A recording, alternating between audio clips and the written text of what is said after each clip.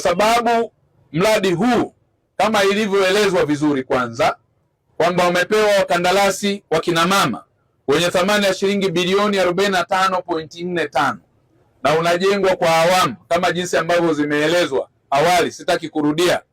Katika awamu hizi zote fedha tayari zimekwisha kutolewa zaidi ya shilingi bilioni 6.8, na fedha hizi wamepewa hawa wakandarasi mliowaona wakina mama.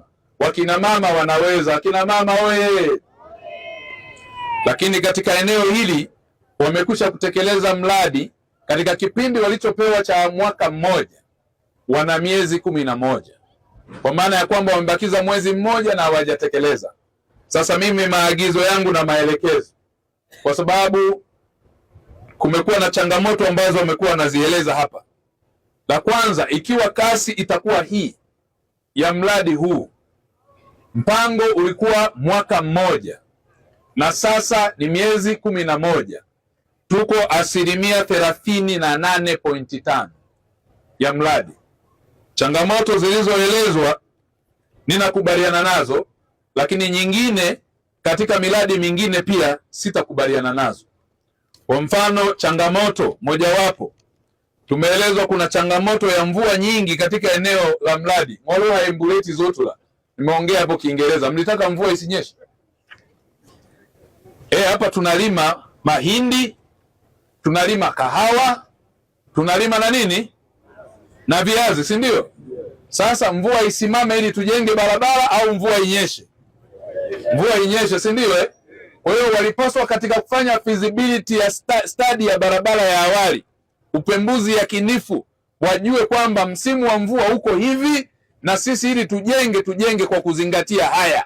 Kwa hiyo msomaji wa kwanza alipaswa kujua kwamba mvua za watu wangu wa Diwili, lakini pia katika mkoa wetu wa Songwe, wilaya ya Mbozi, mvua huwa zinanyesha kwa sababu wananchi hawa ni wapenzi wa Mwenyezi Mungu na mvua ya Mwenyezi Mungu itaendelea kunyesha. Kwa hiyo mpango wa hii changamoto mimi sikubaliane nayo.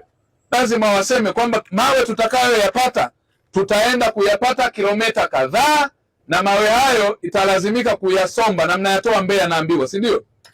Kwa hiyo ilipaswa kuwa kwenye calculation ya muda wa mradi. Kwa hiyo mradi ambao ulitolewa wa mwaka mmoja sio halisi.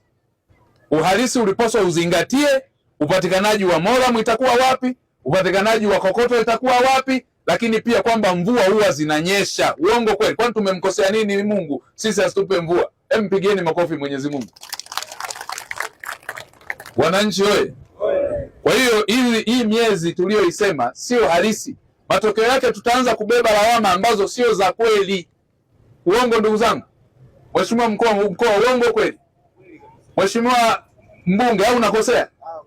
Ilipaswa izingatiwe. Kama vifusi tunavitoa mbali, kokoto tunatoa mbali, calculation ile ilipaswa iendane na muda wa nini wa mradi. Kwa hiyo kwenye calculation, kwa sababu wameomba muda wa kuongezewa, ninaomba sana zingatio liwepo la kwamba msimu wa mvua hapa Idiwili, Songwe katika mkoa wetu na mkoa wetu wilaya yetu ya Mbozi, mfumo na msimu wa mvua na jua unajulikana. Kwa hiyo uzingatiwe ule muda wa mradi katika hilo, si ndio ndugu zangu wananchi? Ndio sio? Kwa hiyo hilo nadhani liwe la kwanza na lizingatiwe. Ndugu yangu meneja wa TANROADS, mlipaswa kuliona hili ili tukitoa taarifa kwa wananchi wasije wakasema mmechelewesha mradi ni kwa sababu ya hesabu ambazo zilipigwa hapa sio halisi. Mimi sio mkandarasi, taaluma yangu ni mwanasheria, lakini nimesimamia sana barabara na ujenzi wa nyumba nyingi. Bahati mbaya mvua ikinyesha, kama haujamaliza yale madaraja au vivuko hivyo, utalazimika usubiri, kwa sababu kama ni moramu au kokoto huwezi kuzivusha kwenda ng'ambo nyingine, kwa sababu lazima ujenge daraja kwanza ili hata mvua ikinyesha uweze kupitisha, si ndio ndugu zangu? Ardhi yenyewe tunaiona hii imebarikiwa na Mungu, ni ya milima na nini na mabonde, na ndio maana tunapata kahawa, tunapata mahindi, tunapata na nini na viazi. Sasa baraka hizo huwa zinakuwa na balaa lake. Balaa lake ni pamoja na mfumo huu wa ujenzi sio rahisi sana, si ndio ndugu zangu? Kwa hiyo kwa sababu dhamira ya serikali ni kumaliza huu mradi kwa wakati ili wananchi wasiendelee kuhangaika. Lengo la kuunganisha miundombinu ya barabara ni kuhakikisha kwamba wilaya na wilaya zisomane na mkoa usomane.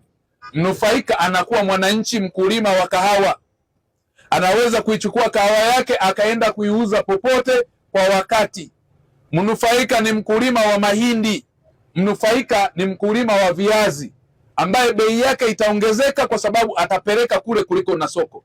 Hapa sisi wenyewe bei yetu ya mahindi inaweza isiwe nzuri kwa sababu kila mmoja analima, uongo ndugu zangu. Lakini pia bei ya mahindi au ya kahawa inaweza isiwe nzuri kwa sababu kila mji unalima. Lakini barabara yetu ikijengwa na ikakamilika, tutaweza kupeleka Mbeya, tutapeleka katika mikoa mingine, tutapeleka mpaka uwanja wa ndege, na mazao yetu yatapata thamani kwa sababu itakuwa na urahisi wa kuweza kuyasafirisha na tukapata bei nzuri. Pigieni makofi Mheshimiwa Rais Dr. Samia Suluhu Hassan. Ambie na niwape salamu za kuhusiana na maendeleo. Hatuwezi kufanya maendeleo kama nchi yetu pia haiwezi kuwa salama. Mnafahamu nchi yetu Jamhuri ya Muungano wa Tanzania ni nchi huru, ni nchi ambayo ina mfumo ambao umefungamanishwa kikatiba. Nchi yetu inaongozwa kwa mujibu wa sheria. Hakuna mtu aliye juu ya sheria. Nchi yetu inaongozwa kwa taratibu ya sheria, taratibu na kanuni zilizotungwa kwa mujibu wa katiba. Kwa utaratibu huo, ndugu zangu wananchi, kila mmoja anayo haki, na haki ya kila mmoja inalindwa na serikali. Na haki mojawapo ya msingi ni haki ya kuishi. Haki nyingine ya msingi ni haki za kiuchumi, haki za kisiasa na haki za kiutamaduni. Hili jukumu sisi serikali tumeendelea kulisimamia kwa wivu mkubwa. Kwa hiyo ndugu zangu, kwenye maeneo yetu hatuwezi kuwa na maendeleo kama pia hatuwezi kusimamia na kuheshimu sheria zilizopo za nchi yetu. Natambua wapo watu wengi watakuja kuwapotosha na wapotoshaji hawakosekani, lakini kabla ya kupotosha, yule mpotoshaji anayesema atafanya vizuri, muangalie kwanza kama yeye amemaliza matatizo hata ya familia yake. Jiulize pia kama yeye, hata kama anatoka kwenye chama chochote, angalia hicho chama kwanza, maendeleo ya chama chenyewe kimewafikia wananchi mpaka vijijini. Kama kumekuwa kuna uwezekano huo wa kuona kwamba wana mfumo bora wa uongozi, wana vitu vya mfano, wamejenga hata shule na ikafanya vizuri, wamejenga barabara ikaonekana inafanya vizuri, wana mfano wa zahanati yao wamejenga kama chama, kwamba sisi mkitupa madaraka tutajenga zahanati ya namna hii, sisi mkitupa madaraka tumejenga shule hii ya mfano, shule hii ya mfano mkitupa madaraka itakuwa kielelezo cha mambo mazuri ambayo tutayafanya kadri mnavyoona. Lakini tumekuwa na uchochezi mwingi, tumekuwa na upotoshaji wa taarifa. Ndugu zangu, nchi yetu hii ni moja. Nchi yetu hii sisi viongozi lazima watuunganishe, na nchi yetu hii lazima tuangalie na kukerwa na changamoto za wananchi na tuwe na wajibu wa kutatua changamoto zao. Kwa hiyo ndugu zangu, wapo watu tunafahamu hawawezi kukosekana kwenye wengi ambao watakuja kupotosha. Utasikia Mama Samia hili, Mama Samia lile, asunga hili, asunga lile. Yapo hayo yatasemwa, lakini ndugu zangu, akili ya kuambiwa changanya na ya nani? Na ya kwako.